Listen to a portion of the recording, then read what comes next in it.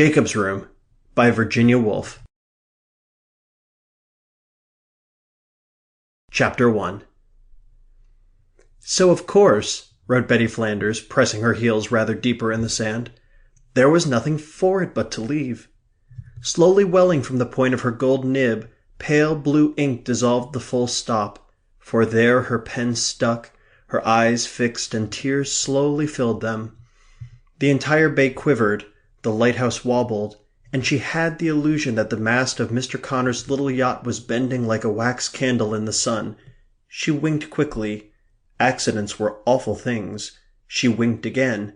The mast was straight, the waves were regular, the lighthouse was upright, but the blot had spread. Nothing for it but to leave, she read. Well, if Jacob doesn't want to play. The shadow of Archer, her eldest son, fell across the notepaper and looked blue on the sand, and she felt chilly. It was the 3rd of September already. If Jacob doesn't want to play. What a horrid blot. It must be getting late. Where is that tiresome little boy? She said. I don't see him. Run and find him. Tell him to come at once. But mercifully, she scribbled, ignoring the full stop, everything seems satisfactorily arranged, packed though we are like herrings in a barrel, and forced to stand the perambulator which the landlady quite naturally won't allow. Such were Betty Flanders' letters to Captain Barfoot. Many-paged, tear-stained. Scarborough is 700 miles from Cornwall. Captain Barfoot is in Scarborough. Seabrook is dead.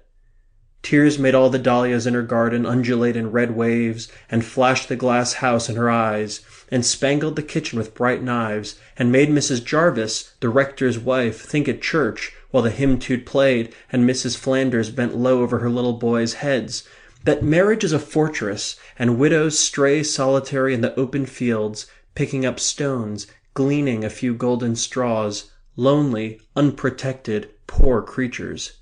Mrs. Flanders had been a widow for these 2 years. "Jacob! Jacob!" Archer shouted. Scarborough, Mrs. Flanders wrote on the envelope, and dashed a bold line beneath. It was her native town, the hub of the universe. But a stamp?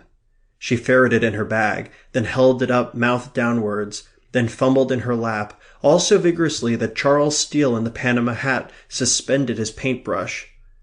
Like the antenna of some irritable insect, it positively trembled. Here was that woman moving, actually going to get up. Confound her. He struck the canvas in a hasty violet-black dab, for the landscape needed it. Sample complete.